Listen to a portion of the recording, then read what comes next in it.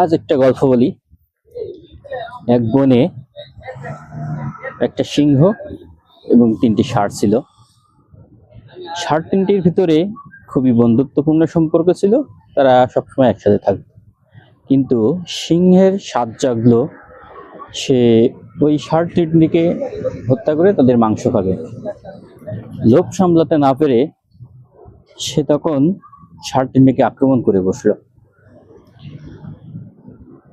3টি ষাঁড় একত্রে সিংহকে পাল্টা আক্রমণ করে আহত করে দিল এবং সিংহ এক সময় পালিয়ে চলে আসলো। কিন্তু সিংহ নাছোড়বান্দা, যেভাবেই হোক সে ওই ষাঁড়ের মাংস খাবেই। যখন সে শক্তিতে পারলো না, তখন সে কৌশল অবলম্বন করলো।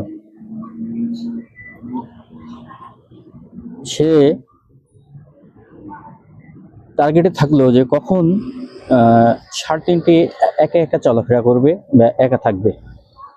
সে সুযোগ খুঁজতে খুঁজতে একদিন সুযোগ পেয়েই গেল।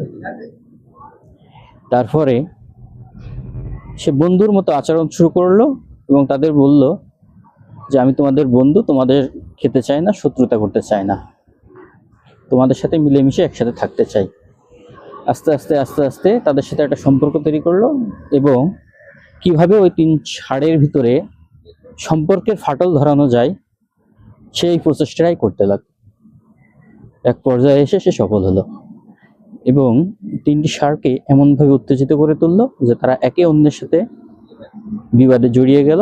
এক পর্যায়ে তারা নিজেদের ভিতরে আক্রমণ শুরু করলো। আক্রমণ করতে করতে 2টি ষাঁড় মারা গেল এবং একটি মারাত্মকভাবে আহত হলো। তখন সিংহটি দূর থেকে সবকিছু দেখছিল। যখন 2টি ষাঁড় মারা গেল এবং একটি ষাঁড় আহত হলো, তখন সে তাদের কাছে আসলো এবং ওই আহত ষাঁড়টিকেই আগে মেরে ফেললো। এরপরে মজা করে 3টি ষাঁড়কেই সে খেয়ে ফেললো।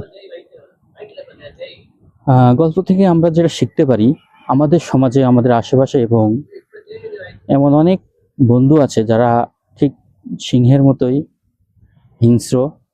তারা আসে আমাদের কাছে বন্ধুত্বের আড়ালে নিজেকে লুকিয়ে রাখে এবং সময় সুযোগ বুঝে আঘাত করে চলে যায়।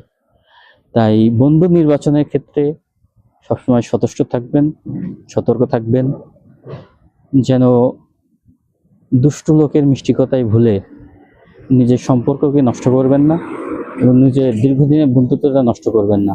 ধন্যবাদ।